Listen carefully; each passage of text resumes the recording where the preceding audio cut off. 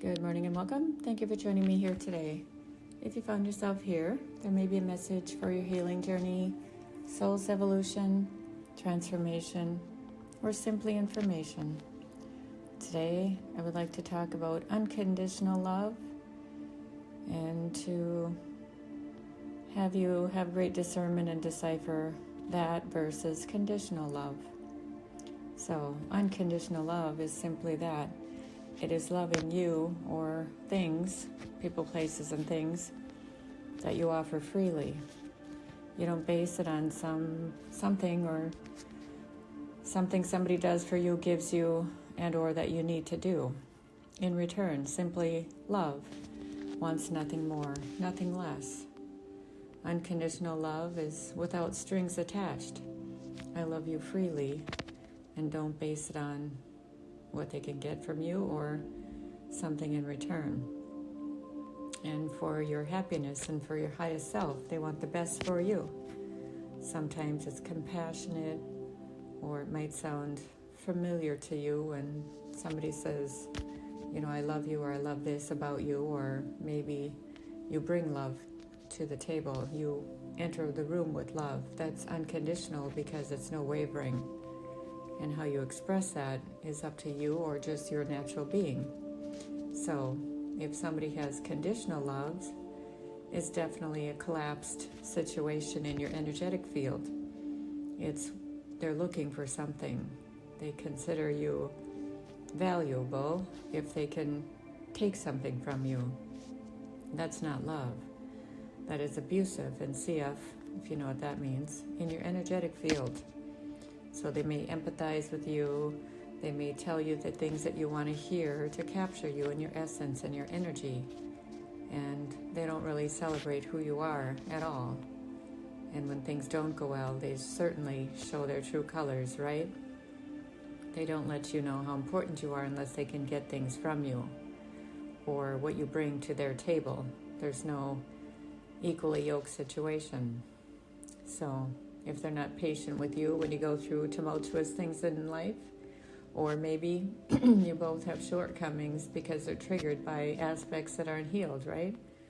If they're not there to support you, then that's not unconditional love. For you see, love is at the highest form of healing all aspects, and unconditional love is loving somebody through their pain, their trauma, their shame, their sorrow, their grief, if they are experiencing that. And it doesn't mean always fixing it and taking it from them. It just involves being strong in your emotional state, knowing and feeling out their energy and what they need. And even if they've compromised their energy because they may be afraid, right? Because of unforeseen circumstance, maybe loss of a job or accidents, or, maybe they came down with an illness. That's love. I never saw anything other than love with my grandparents. No matter what happened, they were able to weather the storm together. And they talked about it at the kitchen table, which I witnessed many times. And sometimes we were told, it's Grandpa and Grandma are just talking, which didn't mean a bad thing, such as what you've learned maybe as your children, right? Go scatter because they're talking, having a conversation. You never know what that meant. Conversation is talking about life, right? And unconditional love is just that. Working through things lovingly and knowing when to say, let's table it. Let's talk about this in 48 hours, no longer than 72, because otherwise things get twisted and dismissed. And then you have the let's not talk about it and maybe it'll go away moment, right? So unconditional love is unselfish affection. No strings attached. It's sort of like a dream, right? I've seen a lot of couples go through a lot of things, never wavering, because they have unconditional love. I've seen my grandparents do that, and they've gone through some things too. I have definitely gone through some things, but unconditional love is something you give. But when you expect it from people, it doesn't always show up because they can't. So then you have to decide what that means to you. But if it becomes abusive and it's conditional love, it's very obvious. So if you haven't healed those aspects of yourself, you accept these things, or maybe you have no choice. So unconditional love is pure. You know it, you feel safe and sacred within their energetic field and yours. And you can dance in that intimacy with no problem. But unconditional love, there's no limitations. There's no expectations. It always is at the forefront, right? So unconditional love is the natural flow of life. And it moves you towards each other. You grow together, right? You dance through life together. And the love can be intense. I've seen it with people. Even though they're struggling, they're still hugging each other, whether it be a funeral or something their children are going through, or the loss of people in their life. You can tell they love each other.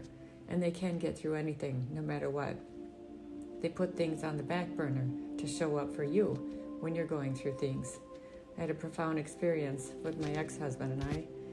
We were going through some things, and of course, we had friends over, and we used to have dinner parties and stuff, and it was fun, just rotating through his friends. And they were all there for each other, no matter what they were going through. And one of their friends, they were having a fight in the car. And I'm like, are you guys coming up to dinner? Because it was getting cold. And they tabled it. They literally tabled it.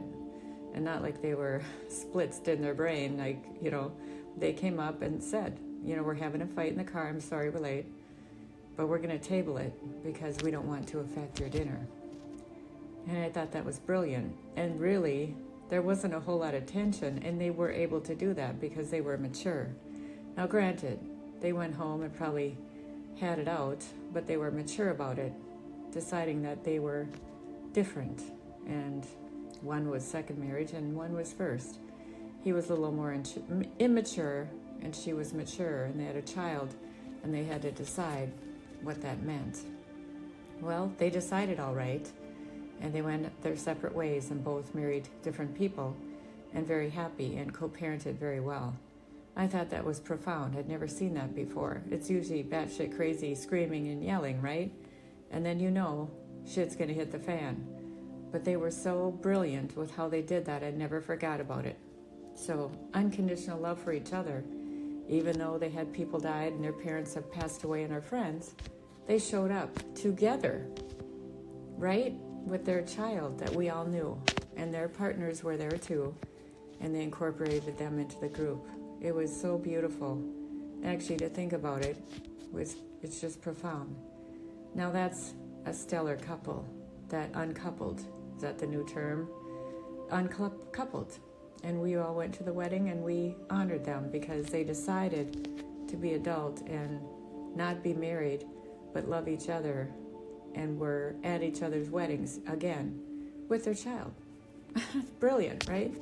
Some people can do that, and some people never heal, and they harbor resentments. So they do love each other to this day.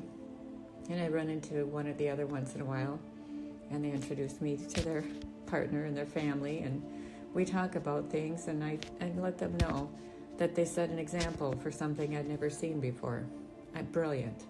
I've seen just unconditional love, and then shit show train with my parents. They would yell and scream, and everybody thought it was, we all thought it was our fault as children.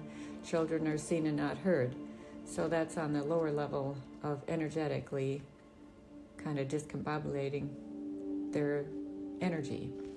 I knew that they loved each other, and my dad has passed over 3 years, and he's healed and, learns. Everybody learns and grows. Now my mom will line up someday and go too, and her fear is having to face the music, to which she will. You go through the review of your life, and you have to heal it some way or another. So, do they love each other? Yes, I think it's her fear to face him, but he's healed or on a great journey, and he's probably 80% there. Yes, he'll have a long time to take the other 20, but that's up to him. But I'm proud of him, and I'll be proud of her too, once she realizes it's easier to do it here on earth than to sit and review your life over and over and over and over and over, because she's too stubborn to find healing here. It's more avoidance, right? So unconditional love is just that. You have to love yourself too, and then love that person to say, I love you, but I can't be with you. And then also allow them to move on I thought that was so brilliant. True love always forgives, right?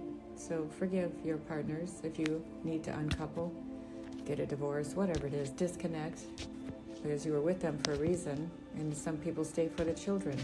But guess what? The children know it's tumultuous, and that makes their lives become a mess because of your unhealed wounds. Now, trying to address this with unhealed parents is a nightmare. They laugh at you and say, get over it. Well, mine did anyway. Or, you made your bed, lay in it. I did, and I certainly do. And I talk to my children about it. Parents can make mistakes and say, you know what? It wasn't a mistake, it was a journey, and now we're all affected by it. But I still love you. And in hindsight, we love to change things, because after the events happen that are, unjust or maybe not in our liking, you can't change it. You need to move forward. So live with love forever in your heart. Now, unconditional love is so important. Conditional love, of course, means it's always what they need from you, right? What are they going to get from you? And if you don't go along with things, it's a very unhealthy, traumatic way to trauma bond with somebody, because if you don't do as they say and not as they do, that's not a two-way street, and you're always walking on eggshells. There is no love if you're not safe to be sacred in your energy around somebody. If you look at the wheel of abuse, you can identify that clearly. If you've never had that before in your life and now you step into it unknowingly, it's scary, right? So make sure if you're able to talk about it with your person, maybe explain it and learn their learning style to deliver the message, how they can understand how you feel. But if they're laughing at you, mimicking you, undermining you, and making you feel less than, that is certainly not love.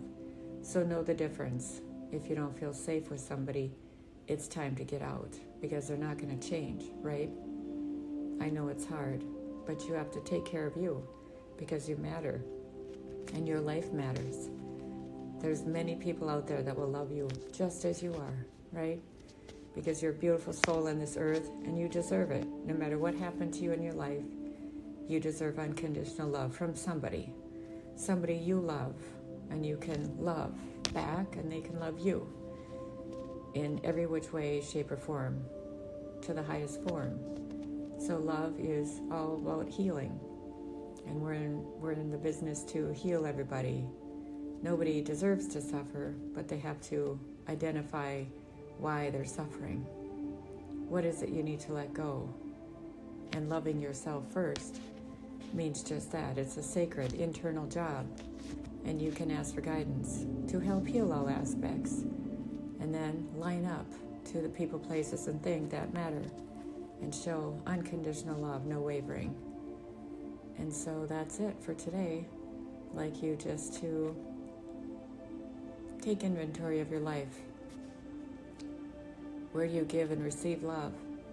Who is in your circle of trust? And can you be sacred and true to yourself?